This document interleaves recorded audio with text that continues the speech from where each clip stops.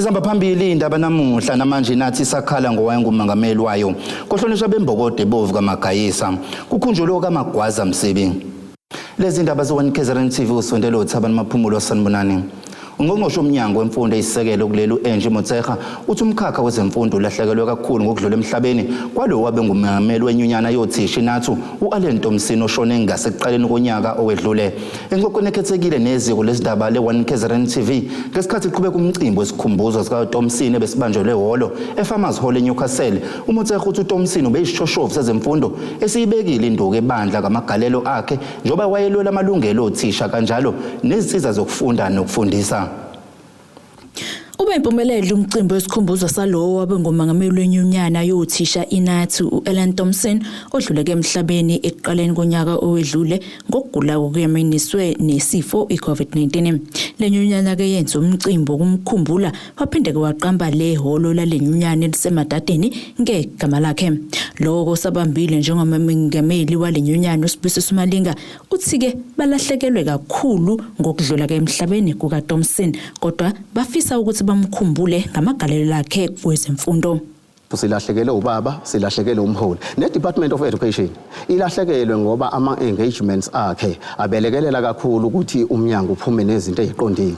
Ngakho-ke iSouth Africa ilahlekelwe. Ingakho-ke senze lolu suku namhlanje sikhethe kahle usuku luphakathi nendawo futhi sazi ukuthi inyanga kaFebruary inyanga yokuzalwa kwakhe uzalwe ngo-1st of February 1975. Eqinisweni besingakuthanda ukuthi lo mcimbi ngangcono wenzeke ngebirthday yakhe kodwa-ke ngezimo ezithile kwangenzeka. Ngakho-ke sithi no, abantu bonke base-South Africa, ama-members kaNATU, abaholi beNATU, siwenza lo mcimbi ukuze bathole i-closure.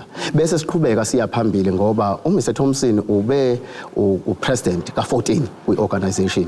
Ngakho ama-leaders ayafika ahambe kodwa iNATU kufanele ime. Okubuhlungu ngoMr.Thompson kukodwa uqale ngayo ukuthi kushona upresident. uThompson ukhombise ke ngokusobala ukuthi ungumholi oqavile njengoba ke uma engahambisani nayo into ubeyibeka nje engafihli. iNingizimu Afrika ke yonkana ilahlekelwe kungesiyo iNATU nje kuphela.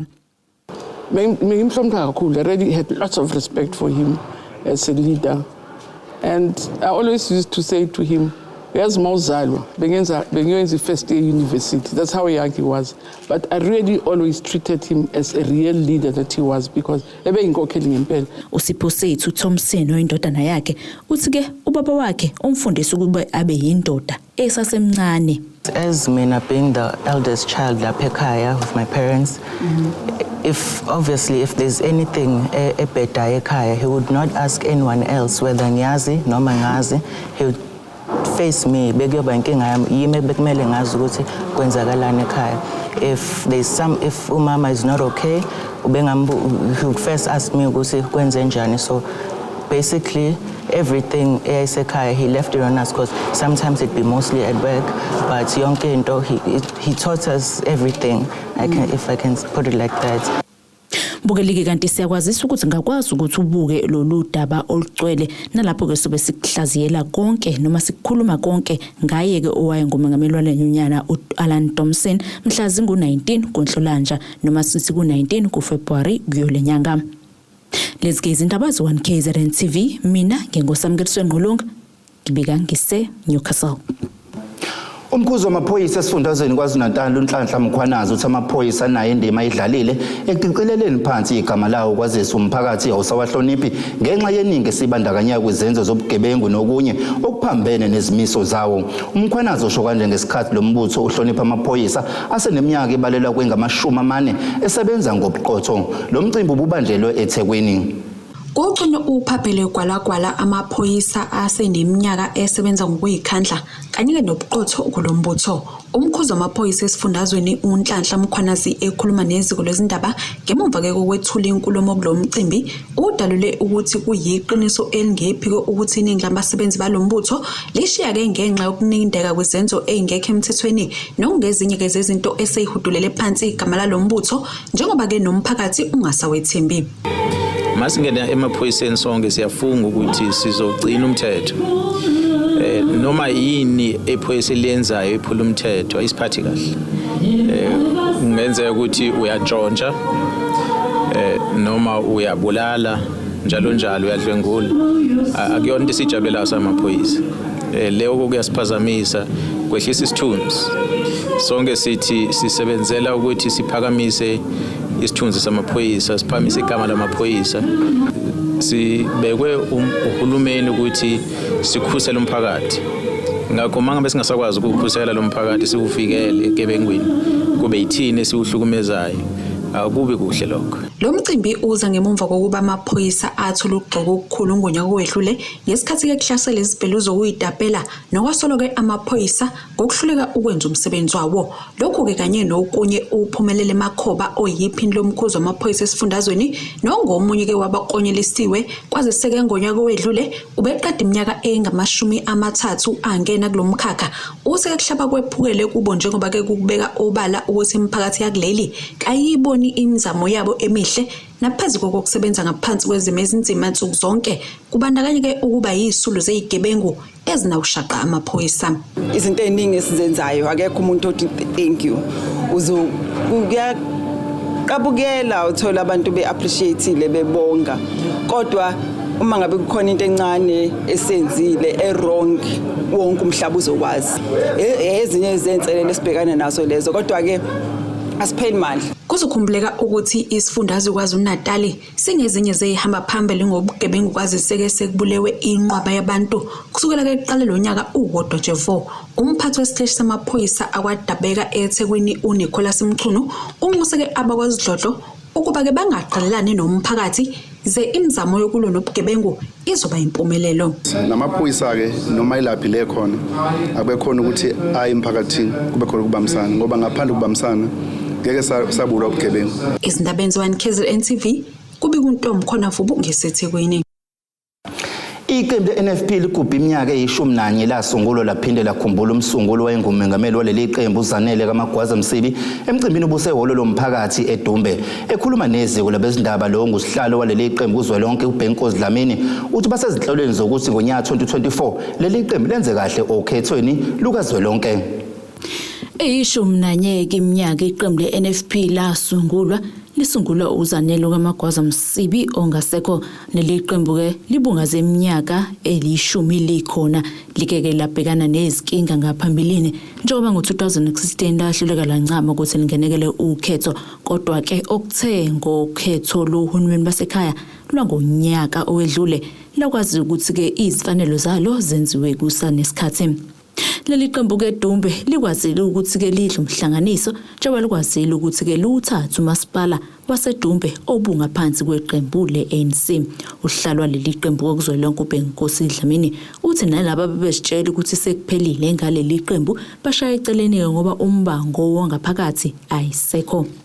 Siyazi ukuthi besidume ukuthi siyalwa siyakhwebhana sisenkantolo sikhipha wonke amacala enkantolo sahlala phansi sabonisana sathatha isixazululo sepolitiki ngoba ekusithi sibe khona isixazululo senkantolo sathatha isixazululo sepolitiki sahlala nabaholi bonke besihambela ama-province ama-district ama-constituents ngisho ama-branch imbala ukwachazela ukuthi nakade lo ethanda ukuvotela lo akasho useyisitha salo kodwa seyi-NFP sonke ngakho-ke nje abantu be-NFP ngendlela ababuya ngayo khona babesibalekile beyenkatheni sibalanda ubusuku nemini lapho angiphathi ke-ANC sovala ngehlahla lapho ngakho-ke nje sifuna ukusho ukuthi-ke sivele sahlangana senze iqiniso sathandana saye ukuzondana sathi nomongameli wethu into futhi esenze sihlangane kakhulu ukulimala kumongameli wethu sesenzela yena noma ngakuthi ubani okade bheda usevele esho sengenzela unjinji.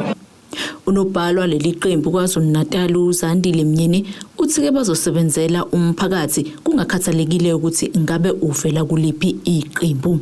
Njengoba sasisho ukuthi la siyophatha khona siyokwenza show ukuthi siyaphuma ejazini lobuqembu kodwa sibheke intuthuko njengamanje sesiqalile ke siyasebenza la sikhona kwi-program yahulumeni ehambisana ne-district development lapho all these 3 spheres of government ekwazi ukuthi enze amathuba aye phambili. Kanti lo kosanda ukukhetha njengemeya kulomasipala uSibusiso Makhoba uthi ke yena okuseyinhlelweni zakhe eyiseqhulwini indaba yokushoda kwamanzi kule ndawo nokuyiyona ke abazokwenza isiqinisekiso ukuthi ilungiswa ngokusheshsha.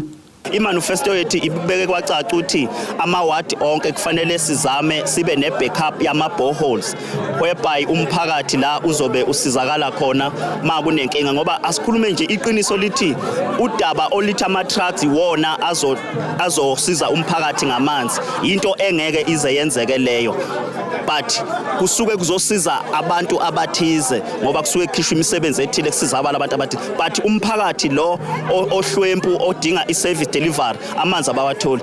Lezi izindaba zo KZN TV, mina nginguSamukeliso Ngqulunga, ngibeka ngisedumbe. Ilungu lekomiti eliphezulu le-African National Congress KwaZulu-Natal uNontobeko Boyce ubuye busomlomo esishayamithetho saKwaZulu-Natal uthi sekuyisikhathi sokuthi abantu besifazane babe seqhulwini ekuphatheni izihlaka nezikhundla ekuthathwa kuzo izinqumo nokuthuthukisa izwe. uBoyce usho lokho ngesikhathi ekhuluma nabafundi egama lakhe TVET College emcimbini wokulungiselela inkomfa yokukhetha isigungu sabafundi. Nakuba libonakala igalelo labantu besifazane emzabalazweni wokukhulula nokuthuthukisa izwe, abantu besifazane bathi sebekulungele ukuhola nokuthatha izinqumo ezikhundleni eziphezulu. Sizothi kulonyaka noko sayiminingi leminyaka kade kwakuthiwa siyavuleleka iparticipation, kade since kwaqala ukuthi abantu besifazane umuntu wesifazane wokuqala ekhona iparticipate abake bakwazi ukungena ezikhundleni eziphezulu ngoba ayikho into ebavimbile, awukho umthetho obekiwe othi abakwazi ukuba ozihlalo bama province, abakwazi ukuba womongameli, abakwazi ukuba wonobhala bama province, abakwazi ukuba nobhala jikelele. Sizogqugquzelana ke siyasathi ke ngoba ngibizwe yi-ANC Youth League yathi iqala la i-ANC Youth League ngoba kuzoba nokhetho lwama SRC ngoApril kule TVET College. Ibonakala ukuthi kungcono iqala ukugqugquzela besebatsha kakhulukazi abakhona kwizikhungo zemfundo ukuthi they must be active, women must be active in their youngest age so that they grow within the organization, because laba mama babelida omama babekhulele emzabalazweni. uBoyce uthi sekuyisikhathi ukuthi abantu besifazane bakhethane bodwa ezikhundleni ezinkulu bayeke ukumonazelana bebodwa.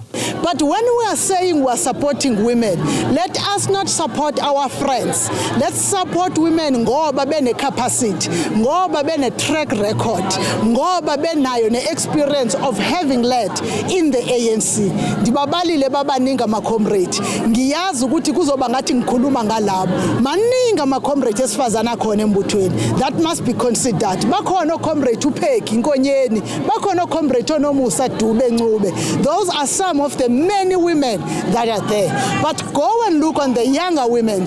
We speak about comrade Tuzama, who have been presidents of COSAS at some point in time. So, asisivuleni scope, but it needs women to first recognize the leadership of other women. Ezindabeni ze KZN TV, kubiwa uSkananda egama lakhe Ogwini. Mbukela ke siye khefini siyabuya nazo indaba.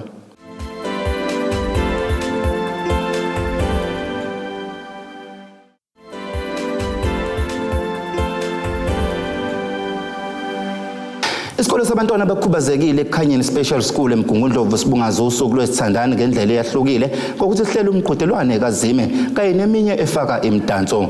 Lesi sikole sikwenze lokho ngokuhlanganyela enhlangano engenzi inzuzo iThembanjilo Foundation. Kanti uthishanhloko kulesi sikole nokwazi Ntombela uthi kuyabajabulisa ukuthi bathole uxhaso ngoba lokho kusho ukukhulu kubona kwazisa abantu abakhubazekile abanakwa kakhulu. Uthishanhloko wesikole sabantwana abakhubazekile unokwazi Ntombela uthe bakujabulele ukuthi bakwazi ukuhlela umcimbi ovakashelwe usomabhizinisi. Sikujabulele kakhulu ukuthi kanti nathi sibalulekile ngoba isikhathi esiningi abantwana laba abakhubazekile abanakwa ezinye inhlangano, abanakwa ezinye inkampani. Siyajabula kakhulu ukuthi sibe kanye naye ngoba ubonile nokunye abengakwazi ukuthi kanti lesikole akuve ukuthi kuyisikole sabantwana abakhubazekile nje kuphela, bayakwazi ukwenza nemisebenzi yazandla, akukho abangakwazi ukwenza. Umsunguli weThembanjilo Foundation uThembanjilo uthe isifiso sakhe ukubona abantwana balesi sikole beyaphambili. Ekungijabulise kakhulu ngendlela ade uyambona ukuthi uyazethemba yabo into ayenzayo uyenza okwangempela. Engathi nangelinye ilanga abantwana abafana nalabo bangathathwa bayohlanganiswa baqhathwe no Miss South Africa bazibone nabo ukuthi ngempela abantu engikholwa nabo Miss South Africa bangakwazi ukubona ukuthi hayibo kanti sikhona izingane ezikwazi ukwenza lento yenzeke. So ngijabule kakhulu bengingazi ukuthi usuku olufana nalolu lingaba yilona. Obemenywe ukuzokhuthaza abantwana uMfundo Dlamini ophila ngokukhubazeka uthe waba nenhlanhla yena ngokuthi aqashwe kumasipala umsunduzi kanti ke ube esenxusa ukuba bangahlulelwa abantu abaphila ngokukhubazeka ngaphambi kokuthi baziwe kangcono. It was interesting because something that there is given like educated, so that is what why you don't judge a book by its cover because actually we don't know what is inside. So I'm looking here because actually we don't know what time of the day we're gonna impact. Esinabeni ze1KZN TV kubika uAyanda Dube ngisemgungundlovu. Kusezokungenelela kwaProfessor Thulani Nkwanyana odomeni lika 3 second ukuthi izisebenzi ezingama22 zibuyiselwe emsebenzini ngemuva kokuthi zaxoshwa umqashi wazo ongumnikazi wepulazi iThabanyala Game Breeders eseHittonville enyakatho neLikamthaniya. Ekhuluma nezwe lesindaba uProfessor Nkwanyana uthi izisebenzi zafika kwezomcelo ukuthi angenelele njoba besinganelisekile kahle ngomqashi wazo. Ukusho lo ngesikhathi benomhlangano okubuyisana phakathi kwalezi zisebenzi kanye nomqashi.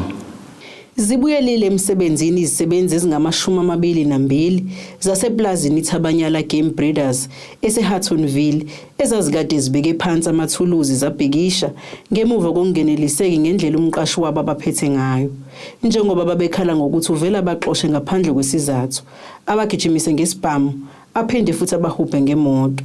Lezi zisebenzi zabe sezithinta uProfessor Thulani Nkwanyana ongumelaphi wendabuko ukuthi angenelele kulolu daba njengoba iningi labo laselisele dingwane elingenamsebenzi. UProfessor Nkwanyana uthi uyajabula kakhulu ukuthi izisebenzi sezibuyisana nomqashi futhi konke ababekhala ngakho sekulungisiwe. Bese ke abantu sebefika kimi ekhaya ke lapha emeva mhlophe lapha ngikhona ngase ngimbiza umuntu sibhade ngase ngihlala naye phansi ngathi namba abantu bakho bazokhala kanje washo ukuthi abanye ke sebethembisa ukuthi sebaxoshiwe vele emsebenzini ngase ngithi mina no ngoba naye bese uyasidayisa isiqiwi esethu sifaka ukushini ngase ngithi akusiza ukuthi mhlawumbe wayena adayise ngabukela nesimo sabantu abaningi ukuthi laba abantu bazosebenza kuphi ngcono ukuthi kube nepeace kubuyiswane kukwazi ukuthi kusetshenziswane bese kuthi ke umnumzana lona abasebenzi enze zonke idingo ngokomthetho wabasebenzi sihlalele khona ukuthi abantu mabethembele kuthina ukuthi khona ezinye izinto abantu masebehambile iminyango ethile kahulumeni kodwa bengawuboni ukuthi kube khona umehluko mabeza kithi fanele sisukume ngoba sikhona nje sikhonela ukuthi uNkulunkulu usibusise ngakho ukuthi sisize abantu kodwa sibambisane namakhosi. Umqashi nongumnikazi weplaza iThabanyala Game Breeders uvumile ukukhuluma nabezindaba kodwa wabe secela ukuthi bungaveza ubuso bakhe okanye kudalulwe igama lakhe. Uthi kube nokubuyisana phakathi kwakhe nezisebenzi. Uziphikile izinsolo zokuthi uzigijimisa ngesibhamu. Uveze ukuthi sebebamba umhlangano nabomnyango wezisebenzi ukulungisa zonke izinto abebekhala ngazo. As there was some allegations made towards me about actions or things that I've done which is incorrect, and the certain employees and also some of the contract workers that we employ here for developing this farm were unhappy about certain things. We will resolve it. We have resolved the majority of the issues. There's still a few things that we are busy with. The Department of Labour is here themselves. They've been investigating for the last week. It is absolutely untrue that I chased anyone with a gun. Sometimes we do have a gun on site when there's injured animals or where there's an animal that has to be put down. In those instances, or even during periods where there was unrest, we were carrying guns. Ongomunye wesisebenza kuleli plaza nokukhanya ngobu uthi unethemba lokuthi ngemuva kwalezi izingxoxo konke sekuzolunga futhi kuzosebenzeka kahle. Ngesigameke besibe khona eplazini sekuzamekile manje ukuthi kube khona isisombululo saye emaphoyiseni samthinta uDepartment of Labour kwaxoxiswana njengamanje sibuyile sonke singabasebenzi singaphakathi. Ezindabeni ze1KZN TV kubika uZamando Sicele esentambanana. Ucela impilo uNxumalo wasePort Danford kuward 18 ngaphansi komasipala uMhlathuze enyakatho nelikaMthaniya uthi impilo inzima nje obengenayo indle sesimene esikahle yena nabantwana bakhe abayisikhombisa abahlala endlini yodaka. uNxumalo uthi baphoqeleke ukuthi bayoquba komakhelwane uma izulu lina ngoba esaba ukuthi indlu yodaka ingahlala kuyo ingadilikela kuyena labantwana bakhe. uNxumalo ucela umSamaria olungileyo ongabasiza ngokubakhela indlu njengoba engekho osebenzayo kuleli khaya. Inzima impilo kowesifazane okhulisa abantwana bakhe yedwa ngemuva kokulahlwa umyeni wakhe owamshiya nabantwana abathathu nabazukulu abathathu endlini yodaka ePort Danford kuward 18. Ucela impilo uNxumalo uthi uhlala ngokwesaba kulendlu yodaka engaba noma kunini njengoba ivuza uma kunetha imvula. Uthi unxusa umSamaria olungileyo ongabakhela yena nabantwana bakhe. Ngicakwe yindlu anginayo indlu. Indlu engihleli kuyisiyadilika. Shuthi amandla anginawo ukuyakha lesiside isikhathi ngihleli kuyo. Angisebenzi angiholi namasentshana aseceleni. Kusho ukuthi sihlala sibawo 7 la ekhaya. Imina nabalokhuzana namadodakazi amathathu nabazukulu abathathu. Kusho ukuthi siyashodelwa nje ey'ntweni eyadilika udonga lonke lwangemuva. Futhi sekuphinde manje kwezinye imvula yadilika futhi ngalayo kulolu nhlangothi lolungasemvuleni. Uthi akasebenzi futhi nakubantwana bakhe akekho osebenzayo. uNxumalo unayo umkhwenyana ashade naye kodwa akabanakile yena nabantwana bakhe. Uthi akakhiphi ngisho imali yesondlo. Noma ngifuna impuphu ngize ngihambe ngiye ngocela imali yokudla. Mhlawumbe mengabe ethandile uyanginika ke. Ngabe ethanda mengafuni ukuthi akafuni uyeshutha kanayo. Ongomunye wabantwana bakaNxumalo uMbalenhle Gumede uthi ucela noma ngubani ongabasiza bakhele indlu njengoba uma kunomoya bephuma kulendlu ngoba besaba ukuthi ingase iwele kubona. Ube esenxusa noma ngubani ongomzama ngetoho njengoba kungekho osebenzayo kuleli khaya. Cela usizo lokwakhelwa indlu. Njengoba ima kunimvula siyakhathazeka. Noma kunomoya siyaphuma sikule yandlu lengaceleni nayo eyiwelayo. Futhi asisebenzi ke noma kukhona ke ongasisakhela indlu siyacela noma uzosinika okusatoka. Ezindabeni ze1 KZN TV kubika uZamando Sicele esePort Danford. Mbukela ke siya khefini siyabuya nazo indaba.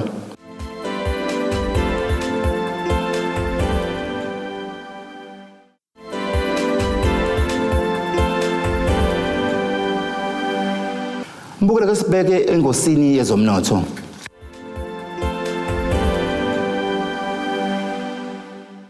Irandi lo 15.22 rand maqhathaniswa nedola semelika libo 17.28 rand maqhathaniswa nopondo waseBrithani libo 17.28 rand maqhathaniswa neeuro kanti igolide lona libiza $1,853 64 cent ounce kuthole ngahloziwe ubu $94 44 cent umphongolo. Mbukela ke sibheke engosini yezemidlalo.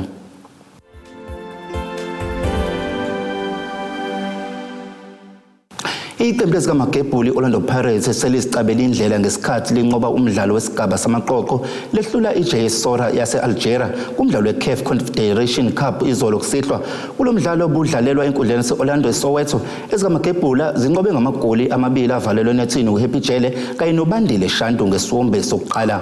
ezikaMagebhula ziku-Group B obophela amaqembu afana ne-Al Ittihad yaseLibya kanye neRoyal Leopard yaseSwatini kanti ukunqoba kwazo lo mdlalo wokuvula kusinciphisela ingcindezi yokuchamazelela amaphuzu emidlalweni yokugcina yesigaba samaqoqo. Mbukela sibheke isimo sezulu esingalindeleka osukwini lakusasa.